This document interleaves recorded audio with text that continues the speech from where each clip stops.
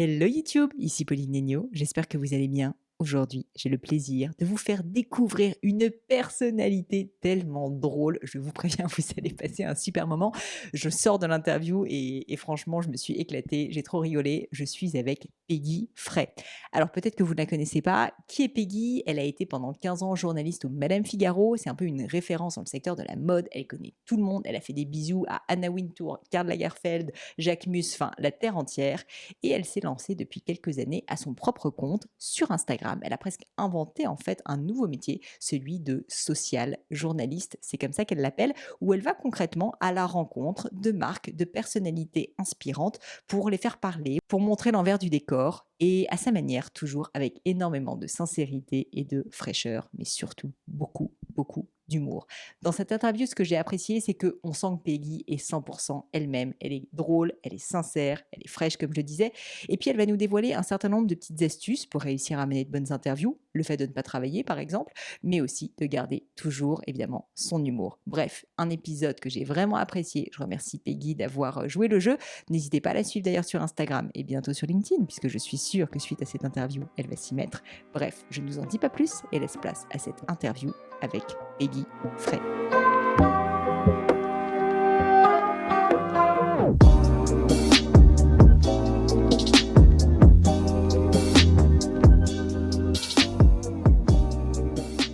Salut Peggy.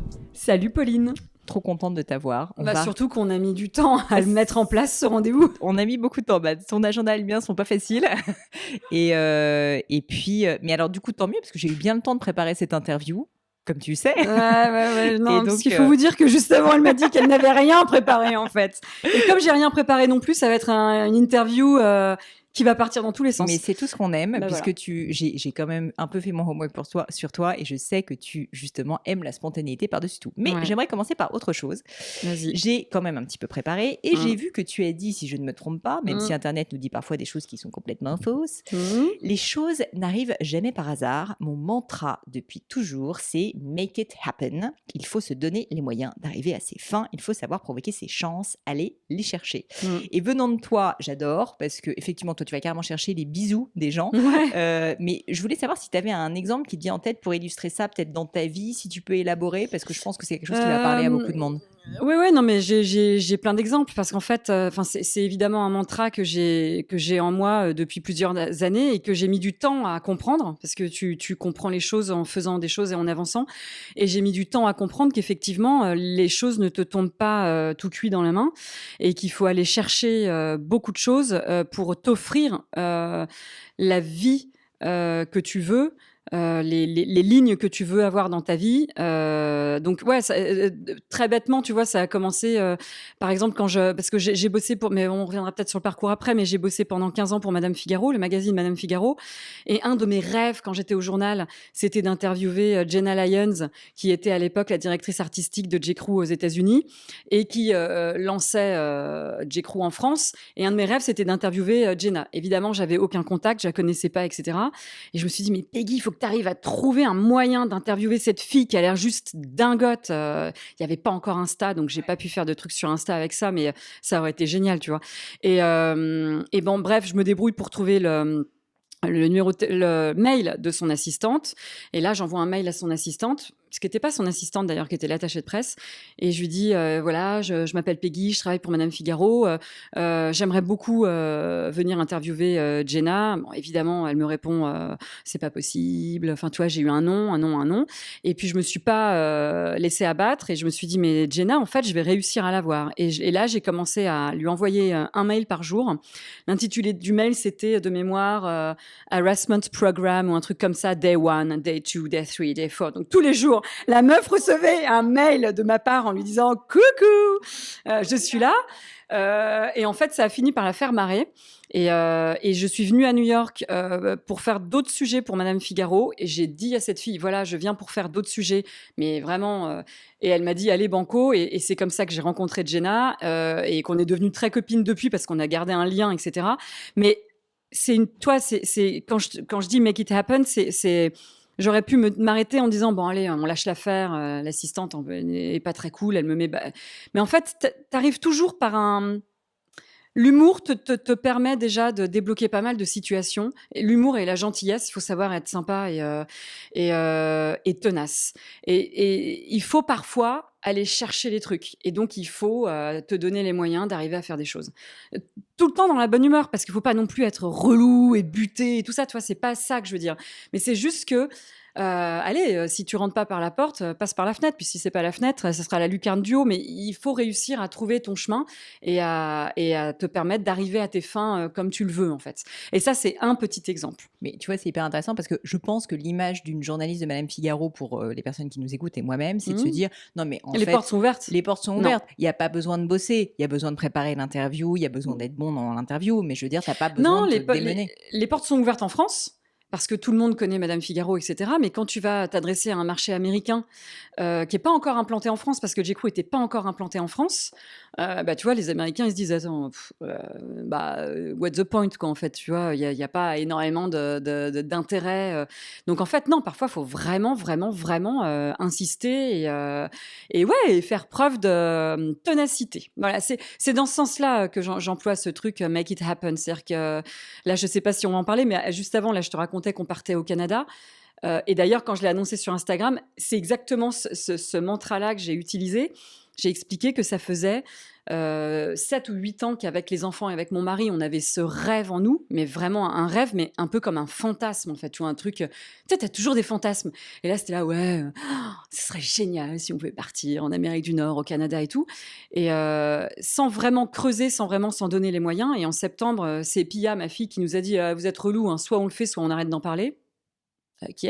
Bam, ça Et casse. bam. Donc là, on s'est regardé avec mon mari, on s'est dit, interesting. Et là, on s'est dit, allez, elle a raison, en fait. On tente, on envoie un dossier à l'immigration, on voit si ça passe ou ça casse. Et on va au bout du truc et on est super content parce que là, on a eu notre réponse il y a un mois et ça le fait. Ça se trouve, je vais me planter, ça va pas nous plaire Et et puis on tu reviendra reviendras, dans un an. voilà. Mais c'est pas grave. On aura fait en sorte d'aller au bout de ce truc-là, mais c'est pas arrivé tout cuit. Voilà, on s'est donné les moyens, on a concocté ce dossier de dingo qui est super difficile à faire. On s'est donné du mal et voilà. Et c'est en ça que je te dis ça. C'est en ça qu'il faut savoir aller au bout de ces trucs et s'en donner les moyens. Ouais, s'en donner les moyens. Et puis, ce que j'ai bien aimé aussi, c'est que tu as dit que c'était pas du tout cuit et que c'était pas facile. Non. Parce que faire un dossier, c'est pas facile, mais aussi déménager pour le job, c'est quand même pas évident. Ah, c'est une énorme remise en question sur Ouais. plein de trucs. C'est ça. Voilà. Donc, Mais la vie, en fait, c'est une énorme remise en question sur plein de trucs tout le temps. Parce que si tu fais zéro remise en question, si tu restes toujours dans ta zone de confort et tu es bien placé pour le savoir, tu fais 1000 choses à la fois, donc tu es bien placé pour savoir ça, mais t'avances pas. Et puis il y a un moment où tu t'encroutes. Enfin, après, ça dépend peut-être des tempéraments. Ouais, ouais. Tu vois, tout est une question de tempérament et de toi, comment tu vis ton truc. Mais moi, je trouve que c'est hyper intéressant et enrichissant de savoir se remettre en question et de savoir bousculer tout ça. C'est pareil, on en reparlera peut-être après, mais quand j'ai quitté le journal, le Madame Figaro, il y a 15 ans, Ouais. il y a 15 ans, pardon, il y a 3 ans, parce que j'y suis restée 15 ans, tu peux pas savoir comme j'avais le vertige. Et tu sais, j'avais cette impression d'être en haut d'un immeuble, d'un gratte-ciel, tu vois, à New York, et de me dire, putain, je vais sauter, et je vais soit me ramasser la tronche et m'écraser, soit je vais voler, mais t'as aucune certitude au moment où tu fais les choses. Ouais, c'est le saut dans Toi, le quand vide, t'as quoi. lancé ta boîte, tu n'avais aucune certitude, mais tu le fais. Bah, Voilà, il faut savoir avoir ce petit vertige. Et puis, si tu te plantes, c'est pas la fin du monde. Tu Mm. joues pas ta vie non plus. Donc, moi, je pars du principe que tant que tu n'es pas sur un lit d'hôpital en train de te battre contre une maladie très grave, après tout, rien n'est grave, quoi. Enfin, tu vois ce que je veux dire? C'est pas. Alors, je voulais parler justement du grand saut, quoi, du saut dans le vide. Qu'est-ce qui a fait qu'à un moment donné, tu te dis, OK, ça fait 15 ans que je suis chez Madame Fig, ça se passe hyper bien, j'ai tout qui roule pour moi, mais j'ai envie de devenir journaliste sociale. Enfin, Ouais, je sais. Tu vois, intervieweuse. t'es comme moi, je sais Ouais. même pas comment on dit en fait. Ouais. T'as raison, je dis ça aussi, mais je sais même pas. Enfin, j'ai envie de devenir en gros une autre sorte de. Ouais. Inventer en plus, sincèrement, un nouveau métier quand même. Ouais, mais en fait, ouais, comme dans tout ce que je fais, ça s'est fait de manière, alors, j'allais dire hyper naturelle, parce qu'en fait, je suis venue à Instagram. Enfin, c'est Morgane Césalery qui m'a dit, parce que moi, je suis pas du tout une geek. Il faut savoir, j'allume un ordinateur, il se pète en 2 secondes. Je suis nulle. Et une fois, je vais interviewer Morgane Césalery pour Cézanne. Quand j'étais encore Madame Figaro, en 2014 ou 2013, je crois, je sais plus, au début d'Instagram. Il n'y avait pas encore les stories, tu vois, il n'y avait que les photos. Mm.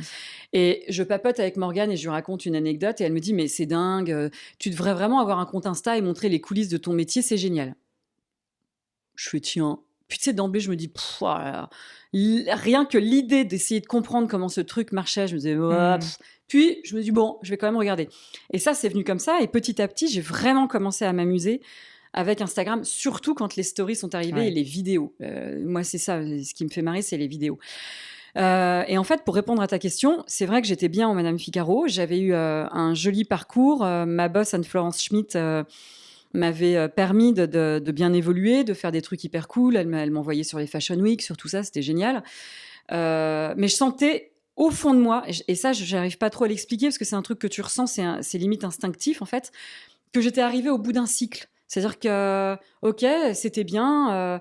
J'adore d'ailleurs toujours mon métier, hein, mais je sentais que la presse écrite était quand même dans une position Mmh. un peu, voire très compliquée.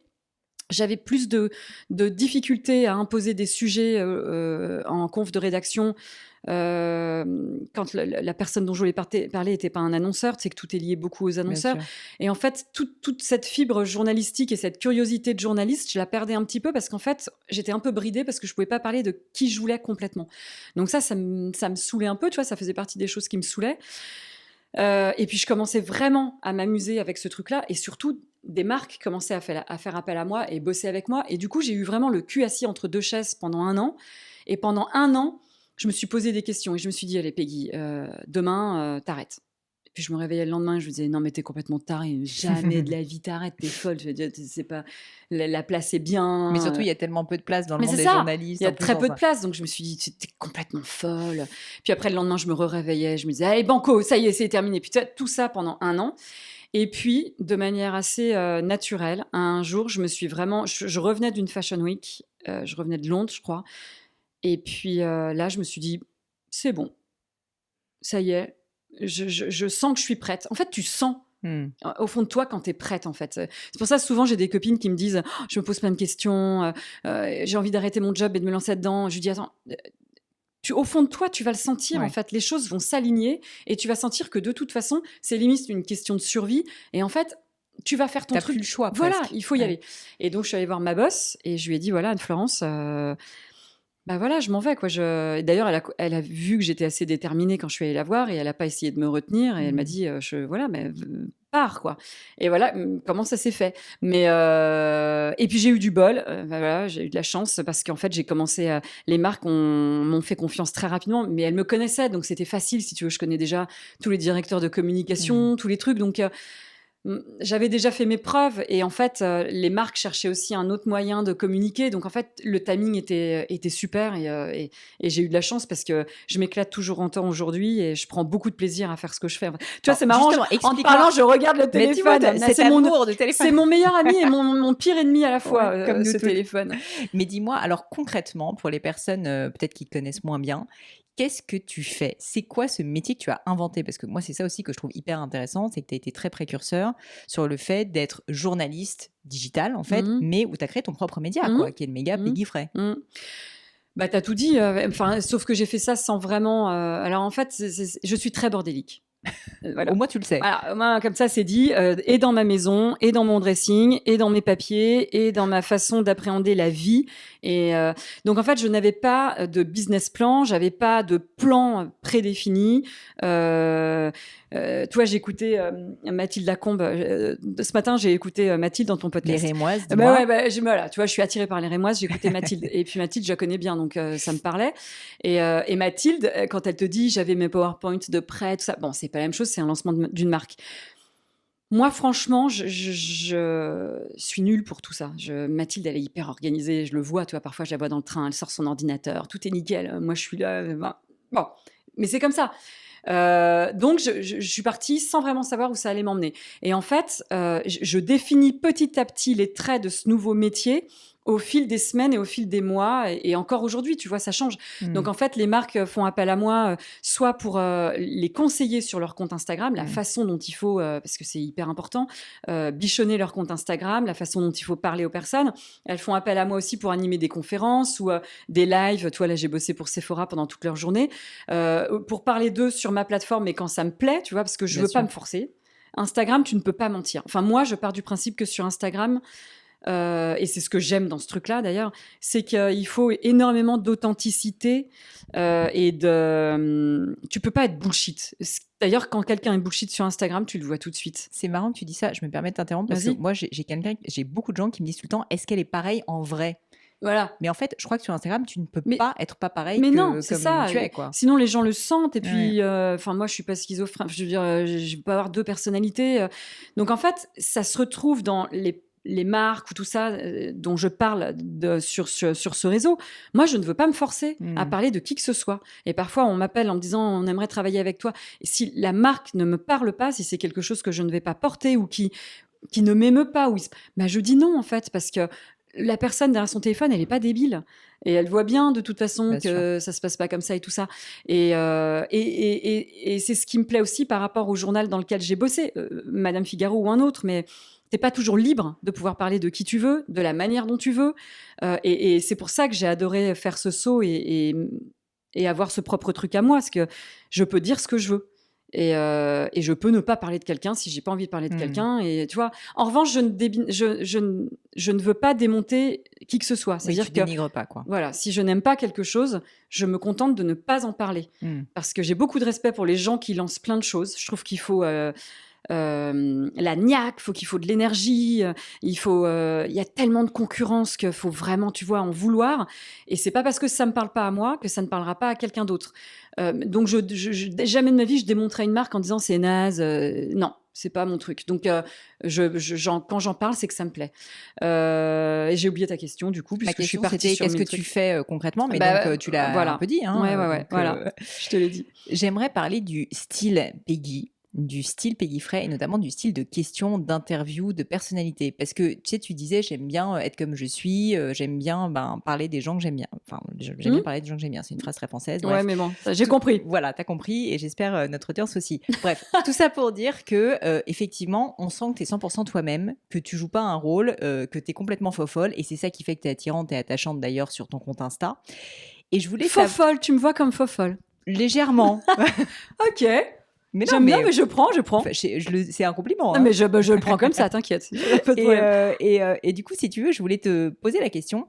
Est-ce qu'à un moment donné, quand tu t'es lancé sur la plateforme, tu as eu des doutes sur la posture que tu devais adopter sur Instagram? Ou est-ce que ça a été très naturel? Est-ce que tu as essayé à un moment donné de rentrer dans un rôle? Je te pose cette question parce que c'est souvent le cas, surtout quand ça devient un outil professionnel. Tu dis, non mais attends, il faut que je fasse attention à la manière dont je vais parler. Et toi, on te voit arriver sur les Fashion Week et tu fais des bisous à Karl Lagerfeld, quoi. Donc, Ouais, alors non, je ne me suis pas posé cette question-là.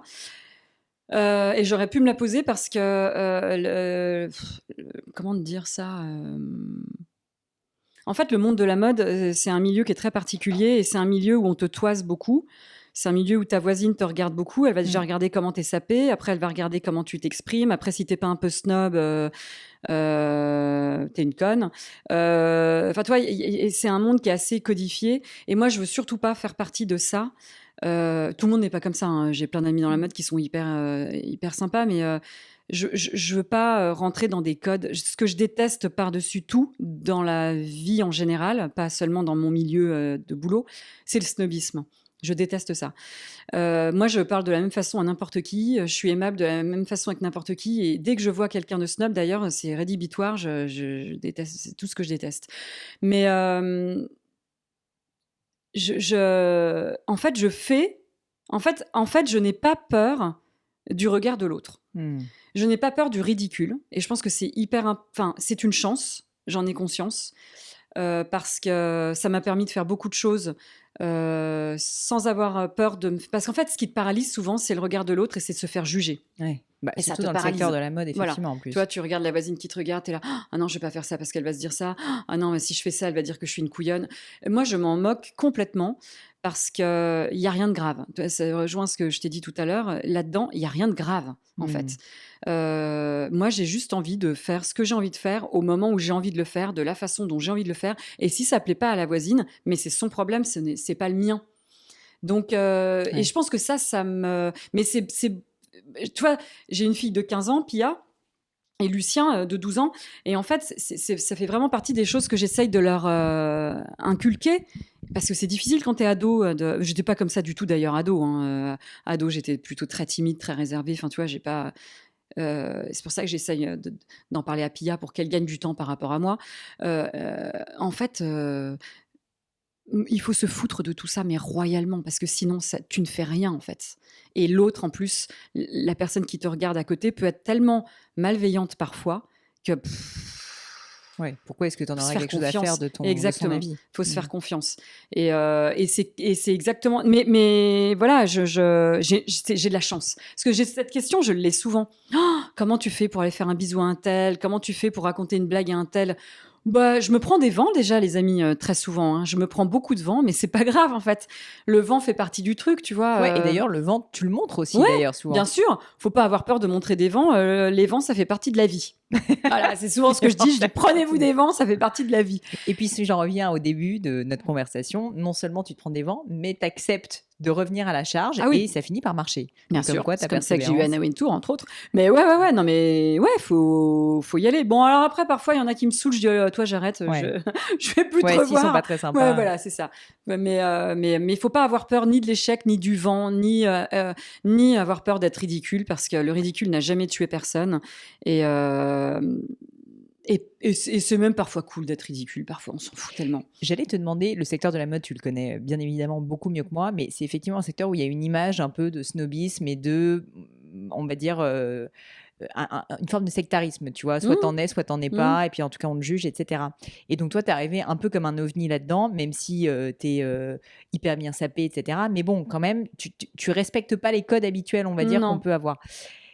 Comment est-ce que tu as été perçue dans ce secteur de la mode? Même si tu me dis qu'on n'en a rien à faire du regard des autres, je serais assez curieuse de savoir si tu penses que tu as réussi à faire un peu changer le regard des gens, ou en tout cas si tu penses que ça peut avoir un rôle justement, ou si toi peut-être c'est quelque chose aussi que tu t'es fixé comme mission d'une certaine manière, de un peu faire changer ce secteur de ce point de vue-là. Non, j'ai pas de mission. Je me mets pas une mission dans la tête. Moi, j'ai juste envie de rester fidèle à ce que je suis et de prendre du plaisir. Voilà, moi, je veux continuer à prendre du plaisir. Attends, c'était quoi ta question d'avant? Non, mais C'était c'est comment je suis perçue, c'est ça, par le milieu? Eh ben, écoute, c'est super difficile de répondre à cette question parce qu'en fait, il faudrait que je leur pose la question. Je sais qu'il y a des personnes qui, il doit certainement y avoir des personnes qui m'aiment pas. comme de tous. Enfin, tu vois, je le sais d'ailleurs. Je vais pas citer des noms, mais je le sais. Mais voilà, c'est pas grave. Enfin, tu vois, je m'en fous déjà. Et puis il y a des personnes que je fais marrer aussi. Tu vois, il y a beaucoup de personnes dans la mode qui me disent, c'est cool parce qu'en fait, Ouais, c'est rafraîchissant, quoi. enfin, tu vois, c'est frais et puis tu montres que voilà, c'est un milieu qui, ok, peut être codifié, mais en même temps, il peut être détente et il peut être cool et il peut. Donc, je pense que j'ai les deux, mais c'est pas grave s'il y en a. Je sais qu'il y en a plein qui comprennent pas forcément et qu'il y en a qui doivent dire, oh là là, cette espèce de couillonne, elle va faire un bisou à Anna Wintour, la honte. Ouais, c'est leur problème. Je m'en quoi. moque, ouais, franchement, je m'en moque parce que tu peux pas plaire à tout le monde et il y aura toujours des gens qui seront là pour te. La manière dont je mène mon Insta, parfois j'entends des gens qui me disent ouais, elle a fait ça. Je dis bah oui, bah écoute, fais ce que tu veux de ton côté et puis voilà. Mais voilà, non, moi ça me traumatise pas, on va dire. Est-ce que tu as une anecdote qui t'a particulièrement marqué, une interview que tu aurais faite complètement cocasse, une rencontre absurde? Donc, il y a eu. Interview cocasse. Une interview cocasse. Non, pas forcément cocasse, tu vois, Non. ou émouvante. Enfin, tu vois, un moment qui t'a particulièrement marqué dans les centaines de personnes que tu as rencontrées dans le cadre de Bah, ce travail. En fait, c'est marrant parce que je peux être à la fois très émue et très marquée par quelqu'un de très connu avec un parcours de fou. Tu vois, par exemple, je le dis souvent, mais Nathalie Massenet, j'y pense encore aujourd'hui. Tu vois, Ah ouais. quand je suis allée interviewer Nathalie Massenet et qu'elle était, elle avait Donc, la lancé fondatrice de Net-à-Porter, Net-à-Porter, ouais. voilà, elle était pas encore partie.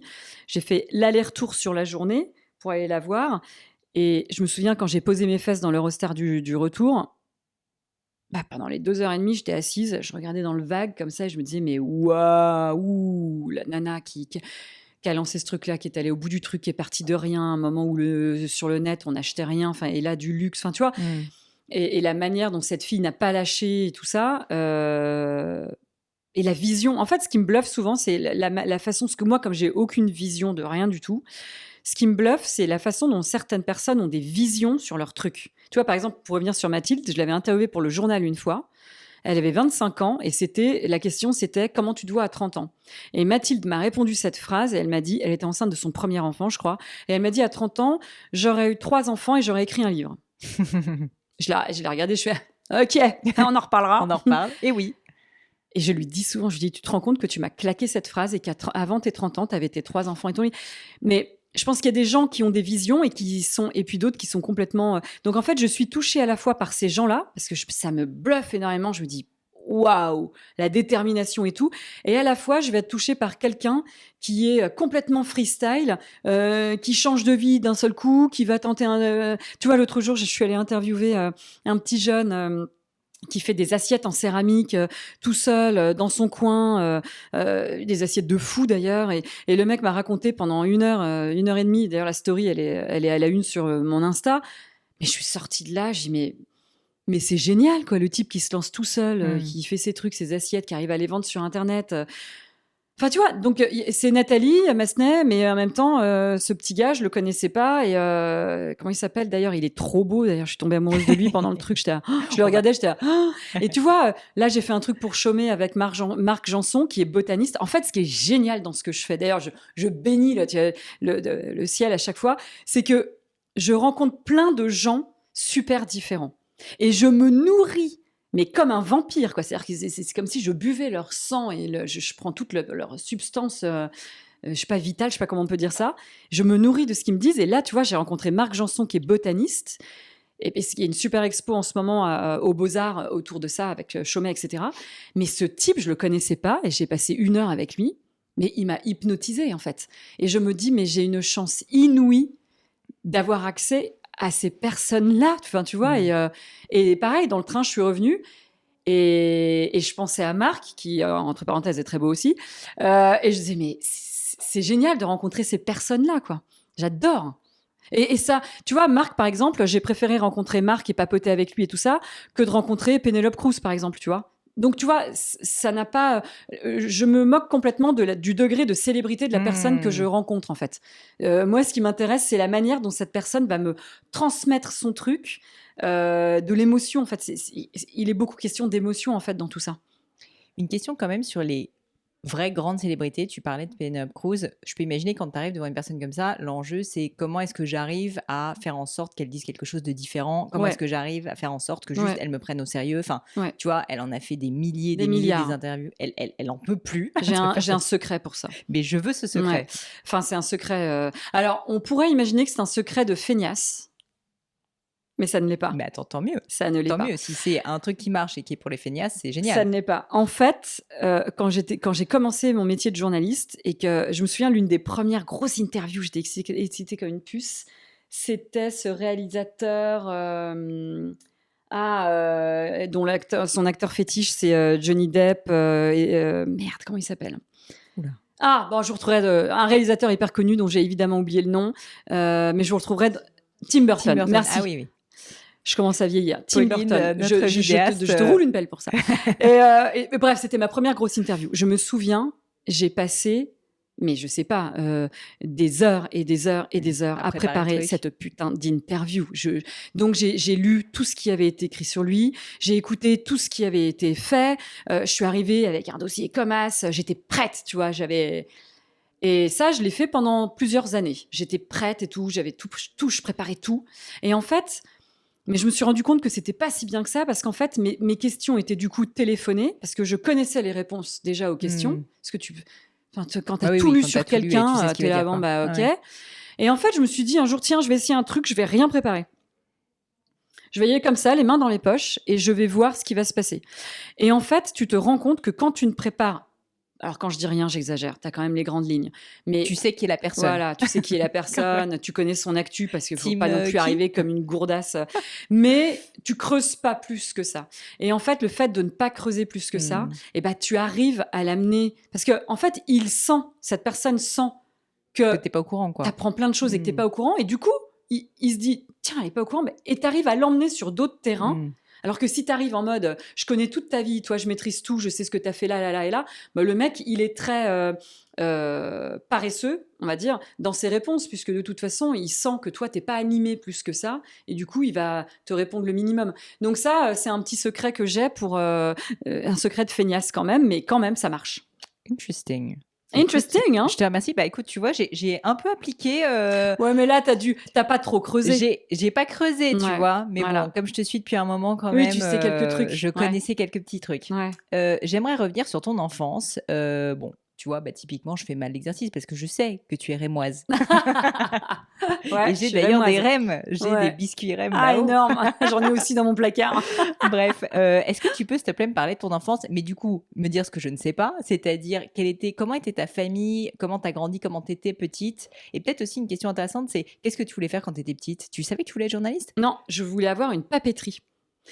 J'ai toujours été complètement fanat du papier, des stylos, des gommes. Je collectionnais les petites gommes, les machins, les trucs. Et mon père me disait toujours. Alors il hésitait. Il me disait toi plus tard, je t'achèterai une papeterie. Et j'étais là, yeah, je pourrais m'éclater avec tous mes cahiers et tout. Et puis comme je parle très fort, t'as dû le remarquer, il m'a dit j'hésite avec une poissonnerie parce que tu vois, donc je sciais. Mais je déteste le poisson, donc de toute façon, je me serais plus dirigée vers la papeterie.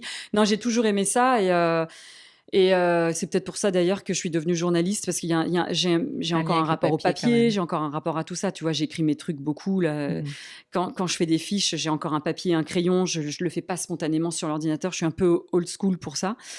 Et mon enfance, écoute, sincèrement, j'ai eu un bol de dingue parce que moi, mon enfance, c'était le pays des bisounours, quoi. Donc, j'ai grandi à Reims. On habitait dans un petit village dans la montagne de Reims qui s'appelait Chigny-les-Roses. J'ai été élevée avec un grand frère qui a 3 ans de plus que moi et un petit frère qui a 11 ans de moins que moi. Donc, c'était ma poupée. D'ailleurs, j'ai encore un lien avec lui qui est dingue. Il a 33 ans aujourd'hui et je l'appelle encore chéri. Enfin, tu vois, c'est ma poupée vivante encore aujourd'hui. Je sais pas si c'est très sain. Mais donc, j'ai un lien très, très proche avec mes 2 frères. On a été élevés vraiment en pleine campagne avec des parents sincèrement géniaux parce qu'en fait, aucun sujet n'était tabou à la maison. On rigolait beaucoup. On n'a jamais manqué de rien. Il n'y a jamais eu de problème. C'était le bonheur à l'état pur, quoi. C'était vraiment. Donc, je suis très reconnaissante de tout ça parce que je pense que ça construit énormément la personne que je suis devenue aujourd'hui. En termes de confiance, en termes de tout ça, j'ai vraiment eu. J'ai été bénie, quoi. J'ai été donc ça, c'était mon enfance et mon adolescence. Et après, ça s'est un peu cassé la gueule parce que j'ai perdu mon papa à 20 ans. Très subitement d'un cancer en 2 mois. Donc, bon, là, on est passé du pays des bisounours à un truc beaucoup plus compliqué et beaucoup plus, en tout cas, d'un point de vue émotionnel et tout ça. Et puis, mais bon, tu vois, c'est quand même dingue parce que je pense que ce truc tragique, parce que mon père, c'est quand même le pilier de la famille et c'était une sorte de super-héros, tu vois. Moi, mon père était intouchable. Donc, voir que tout peut basculer en 2 mois, je pense que c'est ce qui m'a construit aussi aujourd'hui. Et tu vois, quand je te disais tout à l'heure, j'ai pas peur du ridicule, j'ai pas peur Rien de n'est tout grave, ça. ouais, c'est Voilà, ça. voilà. Moi, pour moi, perdre quelqu'un que tu as autant aimé, c'est ce qu'il y a de pire. Et moi, tant que ma famille se porte bien, je peux me prendre n'importe quelle réflexion par n'importe qui. Je n'en ai rien à faire, ça ne m'atteint pas. Et je pense que le départ de mon père m'a beaucoup aidée. Je dis souvent, c'est ma plus grande faiblesse et c'est ma plus grande force en même temps, en fait. Donc, ça a construit aussi la personne que je suis aujourd'hui. Voilà. Mais bon, c'était pas évident. Mon petit frère avait 9 ans. Je te passe les détails, mais c'était très, très compliqué. Je peux imaginer. Je voulais te demander, au niveau de tes parents, justement, quelles sont, selon toi, les valeurs les plus importantes qui t'aient transmises? Énormément. Déjà, le respect de l'autre. Parce que je trouve que c'est primordial et c'est ce que j'essaye d'inculquer aux enfants. L'amour, parce qu'en fait, dans la construction de l'être que tu deviens plus tard, l'amour que te portent tes parents est capital, en fait. Et on a tendance à l'oublier. Enfin, tu vois, moi, je me le dis souvent quand je joue à les enfants, je me dis, mais je veux qu'ils soient aimés, qu'ils soient machin, parce qu'en fait, c'est un socle qui va te porter toute ta vie, en fait. et te donner des forces et te donner des ailes et tout ça. Donc, moi, je dis aux gens que j'aime, tout le temps, en fait, que je les aime, en fait. Et c'est hyper important de savoir dire aux gens qu'on les aime. Euh, voilà, enfin, après, je sais que c'est compliqué. Certaines personnes sont très pudiques, certaines personnes, tu vois, ont du mal. Mais moi, ça m'a porté. Et je veux que ça porte mes enfants. Et voilà, donc l'amour. Et puis après, j'ai été bien élevée, quoi. Je sais à peu près, même si là je suis mal assise sur ton canapé, comment me tenir. Enfin, tu vois, des choses toutes simples, mais qui font que ça te permet après d'avancer dans la vie beaucoup plus facilement, en fait. T'as des outils, donc ça t'aide. Tu t'en rends compte. Et comment est-ce que tu décides de devenir journaliste? Parce que je Ah, comprends le lien entre papeterie et ouais, journal, ouais. mais bon. Ça, mais ça, c'est souvent ce que je dis. C'est en fait, toi, tout à l'heure, je t'ai dit rien n'est planifié, rien n'est tout ça. Moi, j'étais pas du tout partie pour être journaliste. J'étais partie pour être traductrice de bouquins parce que j'étais assez timide. Ouais, plutôt, ouais, j'étais assez timide, assez casanière. D'ailleurs, je le suis encore, c'est-à-dire que je fais beaucoup de trucs pour le boulot, mais quand je suis chez moi, j'adore être chez moi. Enfin, tu vois, rien. Et je m'étais dit, ah, c'est cool ça, t'es chez toi, peinard, tu bosses avec tes dictionnaires, tu traduis tes trucs. Donc, j'ai fait une licence de langue étrangère appliquée. Dans le but de devenir après traductrice de bouquins. Et j'ai fait ça à Strasbourg. Et pendant que je faisais ça, donc quand j'étais en dernière année de licence, mon grand frère, qui était aussi à Strasbourg pour faire ses études et qui est un entrepreneur dans l'âme, qui entreprend plein de trucs, quand il avait 21 ans, on va dire à peu près, a lancé un journal étudiant qui s'appelait Le Malin. C'était un journal gratuit pour les étudiants. Et il m'avait filé la rubrique littéraire. Donc j'étais chargée d'interviewer. On était maqués avec la librairie principale de Strasbourg, qui s'appelait la librairie Kléber, je m'en souviens.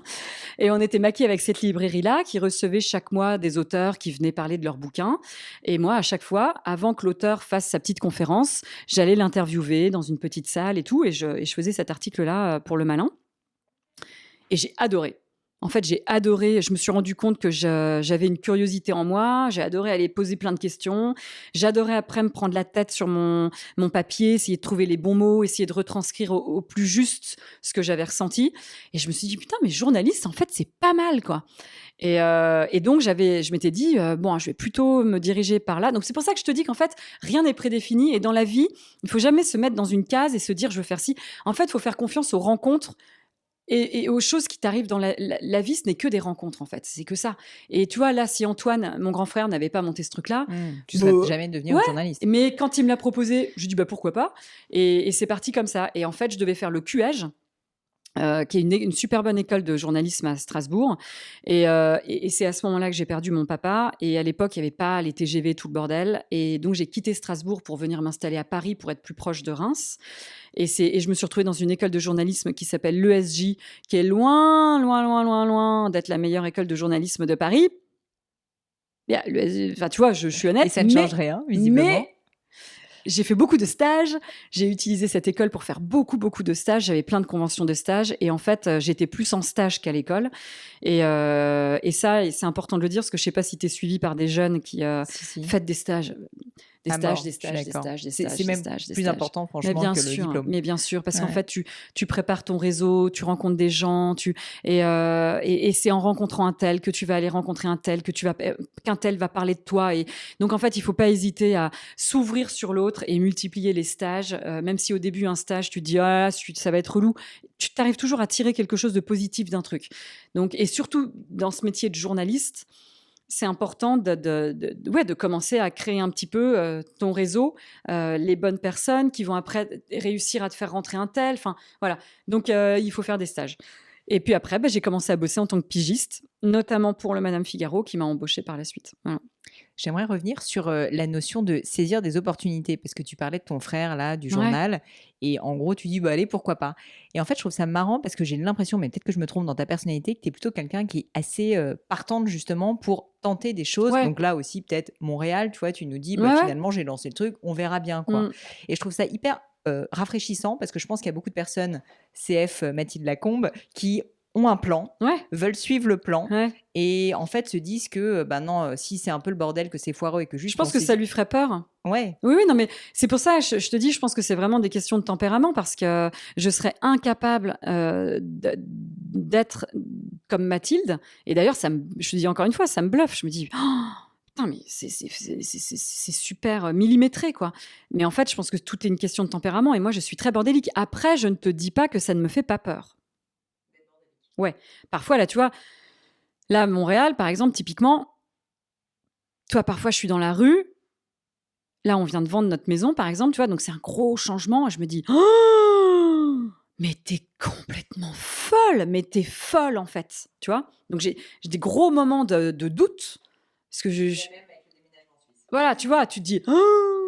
Ouais. Puis après, 1 heure après, tu sais pas pourquoi, t'es là, mais non, c'est cool. Et puis, tu sais, tu passes par l'ascenseur émotionnel. Et puis après, je me raisonne et je me dis, bon, encore une fois, il n'y a rien de grave et tout ça. Mais en fait, je pense que c'est plus. Je ne choisis pas d'être comme ça, je le suis. J'aimerais bien parfois être beaucoup plus organisée, figure-toi, tu vois. Non, mais je te jure, j'aimerais bien. Mais c'est pas en moi, je suis pas comme ça. Je peux pas aller contre nature, en fait. Et tu dirais que tu es quelqu'un qui sait bien saisir des opportunités ou plutôt saisir de bonnes opportunités? Parce que tu vois, aujourd'hui, tu es dans une situation où je pense que tu es très sollicité. Donc en fait, les opportunités, les trouver, c'est plus tellement le problème. Non. Le problème, c'est de savoir les choisir. Donc ma question maintenant, c'est avant, quand tu étais plus jeune, il fallait savoir choper le bon stage, les bons contacts, c'était autre chose, c'était Mais savoir c'est trouver pas la pareil, bonne. je suis d'accord avec Et toi. maintenant, c'est T'as un peu tendance à tout inversé. prendre, d'ailleurs. Exactement. Et j'ai fait des erreurs comme ça, tu vois, parce que quand j'ai commencé à bosser pour Madame Figaro, j'étais pigiste. Et j'ai été pigiste, donc j'avais 26 ans. 25, 26. Ouais, non, j'avais 24 ans et je suis restée pigiste 2 ans. Et ils m'ont embauchée quand j'avais 26 ans. Et ben, tu vois, ce serait à refaire, je le ferais pas. Et je pense que j'ai été guidée par des mauvaises raisons. C'est-à-dire qu'à 26 ans, je me suis dit, sécurité de l'emploi, vas-y, quoi, fonce. Et avec du recul, moi, je n'étais pas faite pour être intégrée dans un journal et assise derrière un ordinateur, parce que c'était le cas quand je suis arrivée là-bas. Et en fait, j'aurais dû rester pigiste, parce que quand tu es pigiste, ok, tu n'as pas la sécurité de l'emploi, mais tu es un zébulon. Exactement, tu peux faire. Alors, ça fait peur, parce que parfois, tu as des mois blancs, c'est-à-dire qu'il ne se passe rien, mais tu as une espèce de liberté et qui est hyper appréciable. Et si c'était à refaire, je pense que tu vois, je me suis laissée guider par des mauvaises raisons. Mais j'étais jeune. Donc en même temps, je me dis, bon, voilà, tu étais jeune, tu savais pas où la vie allait. Et puis un poste Madame Figaro, ça se refusait pas, tu vois. Mais tout ça pour dire qu'il faut savoir aussi se faire confiance un petit peu et s'écouter. Je sais plus ta question, je suis désolée. Ma question, c'était comment est-ce que maintenant tu choisis les opportunités maintenant que tu en Ouais. as plein qui te tombent dessus? Eh ben, ça rejoint ce que je te disais tout à l'heure, c'est que je fais confiance à mon instinct et si je sens, déjà, je veux que le projet me plaise. 2, que l'équipe soit sympa. Parce qu'il y a beaucoup d'équipes qui sont pas cool. Et c'est pas cool de bosser avec des gens pas cool, ça peut vite devenir un calvaire. Non, mais c'est un bon point, ça. Voilà, ça peut vite, si tu vois que l'ambiance va pas être bonne, qu'ils vont te saouler, que c'est pas dans un bon esprit, mais je veux même pas le faire, en fait, parce que je peux me le permettre de pas le faire. Donc ça, c'est un luxe énorme. Mais moi, je veux bosser dans la bonne humeur, dans la bonne ambiance, avec des gens bienveillants, et prendre beaucoup de plaisir. Donc, pour le moment, j'arrive à le faire. Touche du bois. Toujours. Ça t'est arrivé de faire des erreurs de jugement, et de te dire, là, en fait, ce truc-là, fallait pas que je le fasse ou Récemment ? Ouais, récemment. Pas quand tu étais plus jeune, justement, avec, par exemple, Madame Figaro, le fait d'être pigiste ou pas, mais plus récemment, tu vois, te laisser un peu embarquer. Récemment, tu vois, par exemple, là, je fais un truc pour L'Oréal. C'est une émission sur YouTube qui s'appelle Run Hair Show. Parce que je le vaux bien. Et ce truc-là, on me l'a proposé il y a 1 an et j'étais à 2 doigts de ne pas le faire. Alors que tout était merveilleux. Parce que le show est en anglais. Parce que je mettais le doigt dans un truc que j'avais jamais fait. C'était filmé. L'anglais, en fait, surtout. Parce que je parle anglais, mais je suis pas fluent. Donc, je m'étais dit, putain, ça va être super chaud et tout. Et j'en parlais avec mon mari et j'étais à vraiment 2 doigts de leur dire non. Et finalement, je ne sais pas pourquoi, j'ai dit oui. Et je regrette pas parce que, en fait, c'était très difficile les 2 premiers. Et après, tu maîtrises mieux, tu apprends à maîtriser, etc. Donc, en fait, si je te raconte ça, c'est que parfois, il faut savoir aussi aller contre ton instinct qui, naturellement, me disait Là, tu vas t'embarquer dans un truc où ça va être compliqué. C'est des énormes équipes. Est-ce que tu as envie de ça? Tu sais, moi, j'aime bien un peu l'artisanat, entre guillemets. Donc, j'aime bien faire mes trucs avec des marques sympas. Tu vois, là, je sentais que le truc pouvait m'échapper. Ouais, pouvait m'échapper. Et mon instinct me disait... Et là, pour une fois, je dis, allez, je vais quand même, on va y aller parce que je suis aussi, j'aime bien les challenges. C'est un peu relou, mais j'aime bien les challenges. Et là, je m'étais dit, le challenge, il est quand même sacrément difficile à relever et tu sors vraiment. Et du coup, je l'ai fait. Et aujourd'hui, tu vois, je regrette pas parce que ça y est, j'ai compris le truc, je maîtrise le truc. Mon anglais, je peux pas avoir la même spontanéité en anglais qu'en français, mais bon.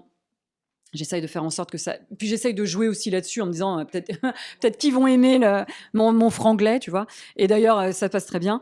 Donc ça, c'était un exemple de truc que j'ai failli pas faire et que j'ai fait. C'est intéressant parce que tu dis que tu suis ton instinct, mais de temps en temps, faut Ouais. accepter en fait de ne pas vraiment le suivre pour aussi te sortir de ta zone de confort. Bah quoi. ouais, mais j'ai fait une entorse à mon truc parce que vraiment normalement je fais pas tu vois, quand je sens pas quelque chose bon là j'ai pas senti quelque chose pour une marque que je peux pas te citer parce que je peux pas la citer. C'était énormément d'argent, je l'ai pas fait parce que ça me correspondait pas en fait. La marque me correspondait pas et en fait je vois pas le sens à ça.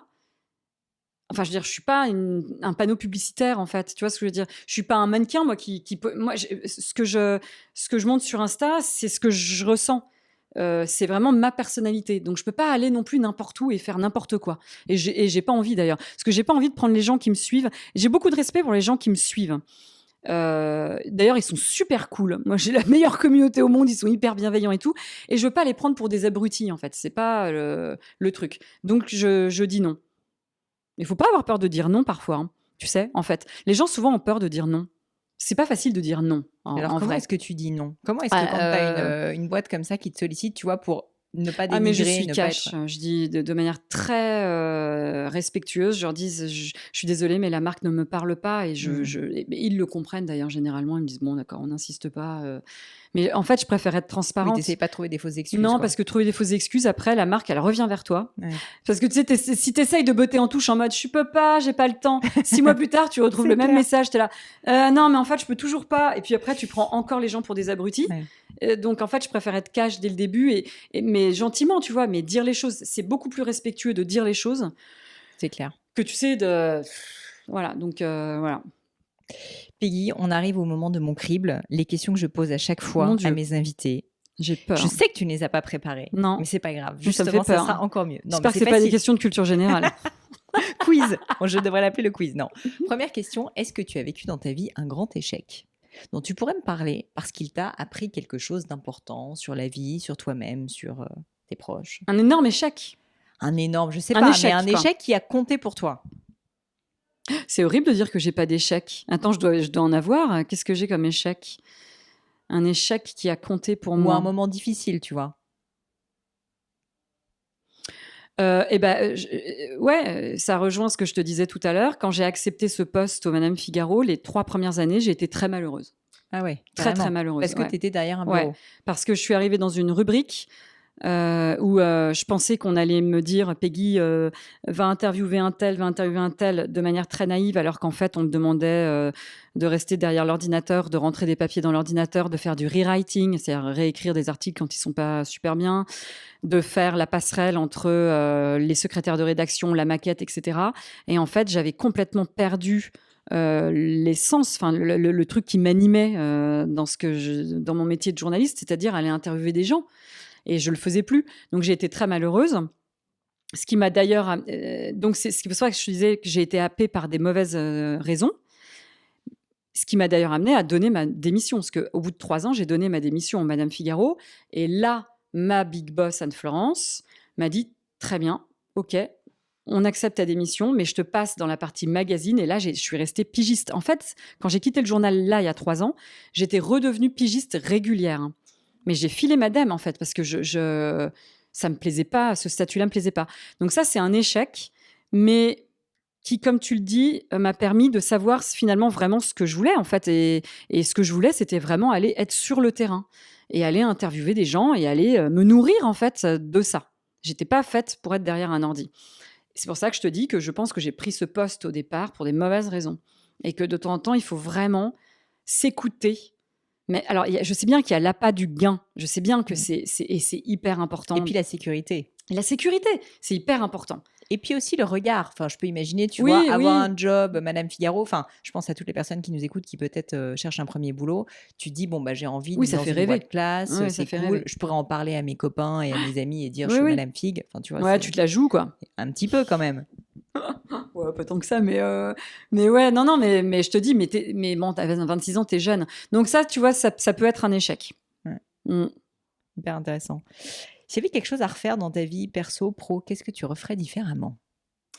Eh bien, il y a 3 mois, je t'aurais répondu partir à l'étranger parce Oui. que c'était un rêve que je m'interdisais, en me disant que c'était trop compliqué, que ça allait être trop compliqué par rapport à la famille, par rapport au boulot, par rapport à tout ça. Donc, je t'aurais répondu ça. D'ailleurs, j'ai répondu à un podcast de Miss Maggie's Kitchen que j'adore, je sais plus quand. Et elle m'a dit un rêve que tu as, et je lui ai dit ça. Et je lui ai dit, tu vois, c'est un rêve que je ne réaliserai jamais, et je sais que je vais le regretter. Et donc, je t'aurais répondu ça. Mais aujourd'hui, je peux plus te répondre ça puisque je pars. Tant mieux. Donc non, je suis très contente d'être allée au bout de ce truc. Eh ben, Même si je me franchement, plante, c'est pas grave. Je bravo l'aurais à fait. toi. Bravo à toi. Est-ce que tu as une maxime, une citation qui te plaise particulièrement? Peut-être que tu vois, tu as noté quelque part, que tu te répètes de temps en temps et que tu pourrais partager Bah, avec ce nous. dont on parlait tout à l'heure, c'était le make it happen. Là, je te l'ai dit à la française, make it happen. C'est le petit côté Bah, to L'Oréal, make it quoi. happen. C'est ton franglais. Ouais, c'est ça, c'est mon franglais. Mais il faut que tu cultives le côté accent français Bah, quand t'inquiète, je tu le seras à cultive Montréal. naturellement, de toute façon. Cultive-le, garde-le, garde-le. Tu vois, c'est encore le côté Non, mais c'est feignasse, important. mais Ouais, t'en profites. exactement. Exactement. T'as vu, hein, en fait, je suis Il y une a un vraie truc, hein, feignasse. il y a un truc. Mais on m'a pas encore vraiment démasqué. Mais c'est ça qui marche, tu vois, Ouais, donc tant ouais, mieux. ouais. Non, je suis une vraie feignasse. Non, mais ça, c'est hyper important et c'est faut se bouger, quoi. Faut se bouger parce que c'est pas en restant enfermé chez soi et en attendant que ça vienne, ça viendra pas en fait, hein. Les choses ne viennent pas toutes seules. Et moi, ma grand-mère me disait souvent, Peggy, on a la vie que l'on se fait. Et en fait, c'est vrai. Tu as la vie. Toi, par exemple, là, quand j'ai annoncé sur Instagram que je partais à Montréal pour 1 an, 2 ans, 3 ans, 10 ans, je n'en sais rien, les gens m'ont dit, oh, mais quelle chance! Non, ce n'est pas de la chance en fait.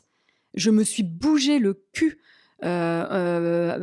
via énormément de remises en question, de peur, de doute, de machin. Donc c'est pas quelque chose qui est tombé tout cuit. C'est pas, on peut pas dire que c'est de la chance. Et en fait, il y a très peu de choses qui arrivent par chance, en vrai, dans la vie, sincèrement.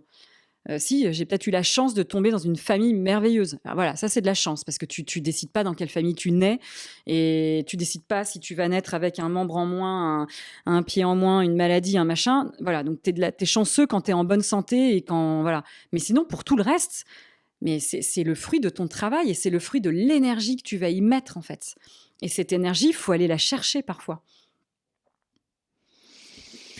Est-ce que tu as une croyance qui est controversée? Ce que je veux dire par là, c'est est-ce que tu constates qu'autour de toi, ça peut être en France, ça peut être dans le monde, globalement, les gens ne sont plutôt pas d'accord avec une conviction que tu as, toi, personnellement?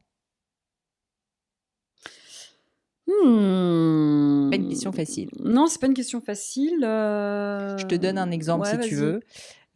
J'ai eu plusieurs fois des personnes qui m'ont dit, par exemple, je crois Nicolas Santivet, le CEO d'Ami, m'a dit, moi je suis convaincu qu'on peut réussir en étant gentil. Et la Ah plupart oui, des mais ça gens c'est sûr. sont persuadés que tu es obligé d'avoir les crocs qui Non, mais je suis rayent le d'accord parquet, avec lui. etc. Non, Donc je suis c'est d'accord avec lui. ce genre de, tu vois, Ouais, de ouais, non, raisonnement. je suis d'accord avec lui. Et je dirais même gentil et que l'humour peut faire avancer beaucoup de choses. Et non, ça, je suis d'accord avec lui. Non, qu'est-ce que... non, je sais pas si ça rentre dans ton sujet, mais moi, j'ai énormément d'amis autour de moi qui se bardent de nounou dans tous les sens parce qu'elles sont persuadées que dans la vie, pour réussir, il faut avoir une nounou parce que tu peux pas mener de front ta vie de maman et que pour pouvoir réussir professionnellement, il faut absolument être très bien entouré à ce niveau-là. Bah, moi, je pense pas. Bah, Donc après, toi, t'as c'est pas de nounou. personnel. Moi, je n'ai pas de nounou, je n'ai jamais eu de nounou. Mais je pense que j'aurais été très malheureuse de confier mes enfants. Alors après, c'est vraiment très personnel de confier mes enfants à une nounou. Donc en fait, moi, tout ce que j'ai fait jusqu'à maintenant et tout ce que j'ai essayé d'articuler jusqu'à maintenant, c'était mon luxe, en fait. Je le dis souvent, hein, mon luxe, c'est d'aller chercher mes enfants à l'école. Ce n'est pas d'avoir la nounou. Alors que contrairement, mes potes, leur luxe, mais elles me le disent comme ça, c'est d'avoir la nounou pour pouvoir... voilà. Moi, mon luxe, c'est de pouvoir être à 16h30 devant la sortie de l'école de mes enfants, alors que maintenant, c'est des ados. Mais bon, de toute façon, on n'a pas le choix, on est à la campagne, donc je suis obligée d'aller les chercher.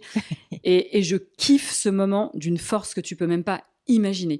Et la manière dont je vis mon boulot aujourd'hui, et la manière dont j'ai dit non à des postes importants parce que je savais que je pourrais plus faire ça. Et je ne voulais pas. Donc j'ai dit non à beaucoup d'argent parfois. J'ai dit non, mais en fait je savais que j'allais tirer un trait sur ça et je ne voulais pas. Donc en fait, je ne sais pas si ça répond à ta question, mais en fait je pense qu'on peut réussir tout en étant aussi là pour les enfants.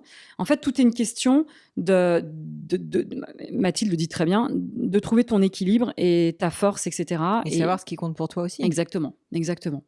Donc ça, c'est un débat qu'on a. Je t'en parle parce que c'est un débat que j'ai avec beaucoup de potes. Mais c'est intéressant que tu en parles parce que bon, il y a aussi beaucoup de femmes. Enfin, il y a à peu près 50% d'hommes, 50% de femmes qui écoutent le podcast. Mais je pense qu'il y a effectivement beaucoup de charge mentale et puis tu vois de culpabilité, quoi. Oui. Sur ce genre de sujet. Ouais. Donc, mais alors après, moi, j'ai des amis qui me disent ah non, mais moi, aller chercher à l'école, les devoirs, le machin, le tout ça, non. Donc c'est pour ça que je te dis que c'est aussi une question de tempérament et je ne juge pas d'ailleurs mes potes qui me disent ça, tu vois. Si ça compte pour vous, c'est possible. Exactement. Si ça compte pour toi, tu peux organiser ta vie. Alors, j'ai peut-être un métier qui s'y prête aussi. Hein. C'est peut-être aussi voilà. Mais je l'ai choisi et j'ai choisi d'aller comme ça pour pouvoir faire ça en fait. Et je pense que c'est possible. Voilà, je pense que c'est possible de s'épanouir professionnellement parlant et de rester là aussi et d'aller chercher tes gosses à l'école si ça te fait plaisir d'aller les chercher à l'école tous les jours. Et je n'ai pas honte de le dire parce que parfois, c'est une honte, tu sais, de dire ah, moi, je suis à la sortie de l'école tous les jours, sauf pendant les Fashion Week, ton téléphone sonne. Mais en fait, j'assume complètement ce côté-là. Je suis pas une businesswoman avec des... Comment te dire Moi, je pense que tu l'as compris, en fait, dans la vie, je veux prendre du plaisir dans tout ce que je fais, ce qui est complètement crétin parce qu'il y a des gens qui vont me regarder et dire « elle est maline, elle », mais en fait, c'est pas si facile que ça. C'est vrai, c'est pas si facile que ça. Mais moi, mon kiff, c'était de faire ça et de mener ça comme ça. Et donc, j'ai cousu. Oui, en fait, c'est de la couture. Donc, j'ai cousu mon truc qui me va. Voilà. Il faut coudre votre truc qui vous va. Ça va être le titre de l'épisode. Cousez. Même pas. Sortez les aiguilles. Sortez les aiguilles. Ah là là. Un sujet sur lequel tu as changé d'avis dans le cadre de ta vie, justement. Là là, mais c'est des questions super pièges. Ouais.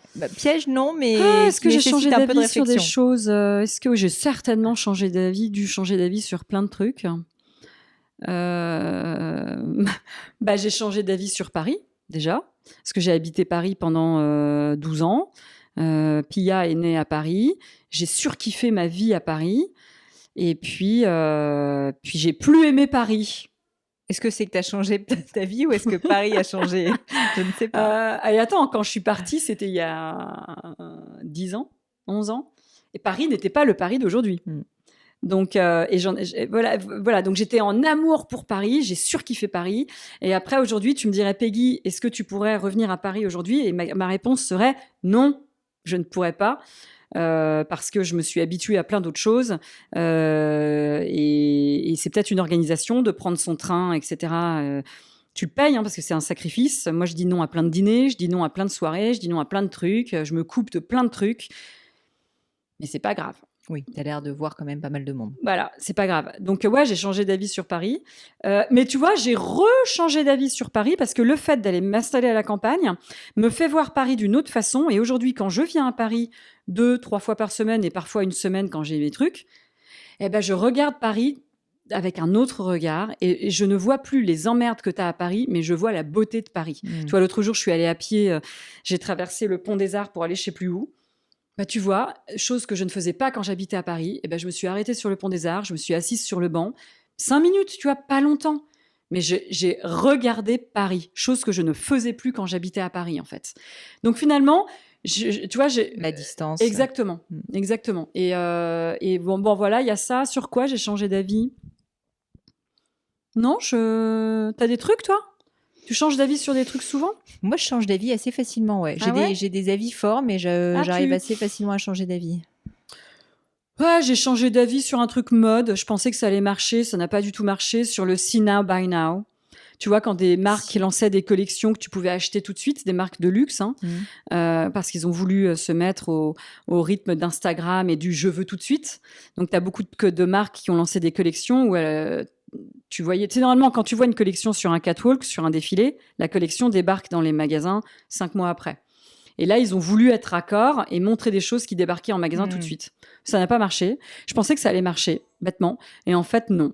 Et bah, tu vois, je suis revenue là-dessus et je me dis, mais en fait, c'est vachement bien de revenir à ce rythme normal de défiler avec les fringues qui arrivent 6 mois plus tard. Il faut revenir à ça. J'ai changé d'avis aussi sur... Ah, tu m'as embarqué sur un truc. Mais vas-y, on a tout le temps. Sur les marques qui font des choses comme Adrien Réuni. Sur produire à la demande. Alors, je trouve ça génial. Mais d'ailleurs, c'est un message pour Adrien. Adrien, si tu nous écoutes. Il faut réduire le temps. C'est trop long. De précommande ? Ouais. Moi, je suis d'accord pour précommander des choses, mais quand ça arrive dans un délai maximal de 1 mois, et je suis large, quand c'est 2 mois, c'est trop long. Ça, tu vois, au début, je pensais que je m'y ferais, et en fait, je trouve ça trop long.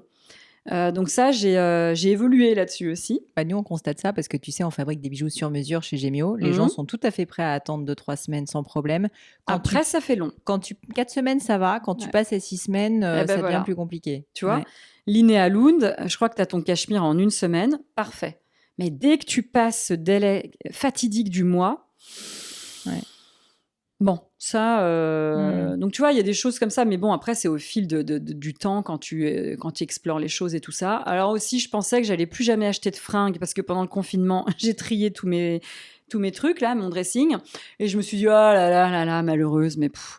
Et en fait, j'ai vite changé d'avis parce que j'ai vite racheté des fringues également, tu vois. Donc, sur ce genre de choses, je change très vite d'avis, en fait. Mais sur des choses essentielles, parce que ça, c'est très léger, sur des choses essentielles, sur quoi j'ai changé d'avis dernièrement ? Pas sur grand-chose, je crois. Non. Bah écoute, c'est une réponse aussi. Si je pense à un truc, je vous rappellerai. Tu me diras. Dernière question, est-ce que tu as un livre qui t'a particulièrement marqué, que tu pourrais me décrire ? Et pourquoi est-ce qu'il t'a marqué autant, qui t'a peut-être même changé, qui a influencé, tu vois, tes réflexions, la personne que tu es devenue ? Alors, c'est pas un livre qui a changé quelque chose dans ma vie. Enfin, non, c'est pas un livre que j'ai lu il y a longtemps. C'est un livre que j'ai commencé à lire il y a 3 ans et que je relis au moins 1 fois par an. Et c'est les 4 accords Toltec.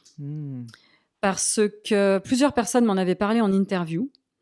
Et je m'étais dit, je vais pas mourir débile, je vais quand même aller voir ce que c'est. Donc, c'est un livre maintenant il y en a 5 d'ailleurs, via 5 accords qui te permettent de faire un vrai travail sur toi en profondeur et qui te permettent, soi-disant, de toucher au bonheur et en tout cas de devenir une meilleure personne. Donc, il y a 4 accords qui sont très difficiles à tenir, à savoir...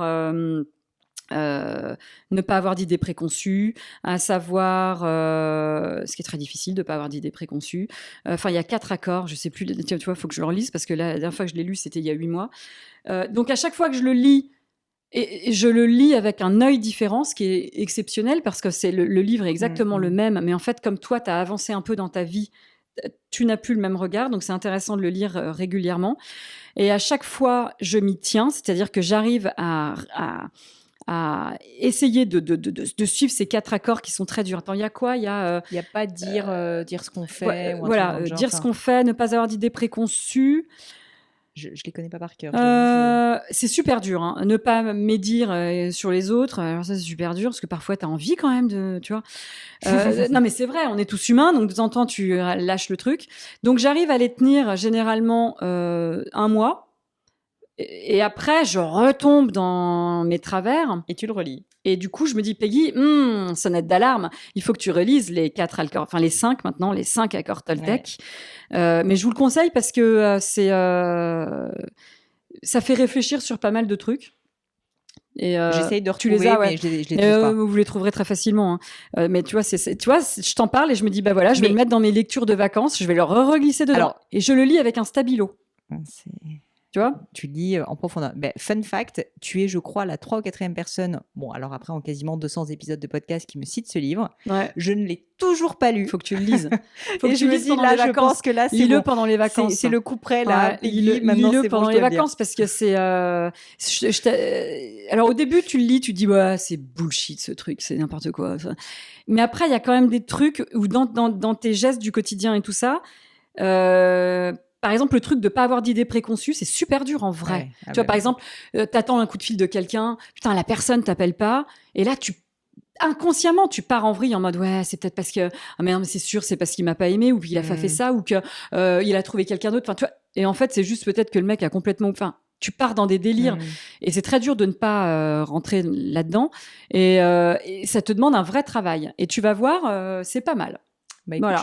je vais suivre. Mais tu m'achètes les 5 du coup, parce que maintenant je crois qu'il y a une version avec les 5 accords Toltec. Je vais lire les 5 et puis je te ferai une petite dédicace quand j'aurai. Je veux bien. J'attends ma dédicace. Je te ferai une dédicace. J'attends ma dédicace avec impatience.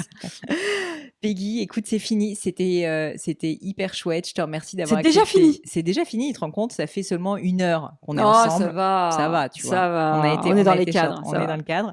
Mais si on veut te contacter, te suivre, travailler avec toi peut-être. Donc Instagram à mort évidemment. C'est que en fait les gens te contactent en général via Instagram ou ils te contactent via Instagram ou tu sais j'ai mon mail qui est sous mon truc donc ils m'envoient un mail mais c'est quand même les 3/4 du temps via Instagram. Et toi t'es pas du tout sur LinkedIn.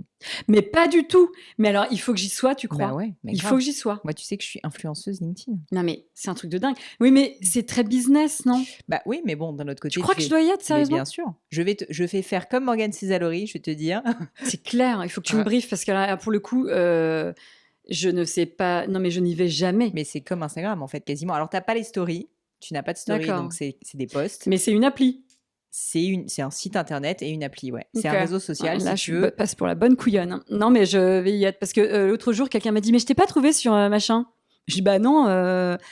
Ou alors si, je dois y être, mais je ne sais pas comment. » Mais c'est marqué journaliste au Madame Figaro, alors que j'ai jamais... Bon, on va peut-être se faire une petite session juste après pour te créer ton compte LinkedIn. Voilà. On va faire ça. Oh la vache. Merci Peggy. Merci Pauline.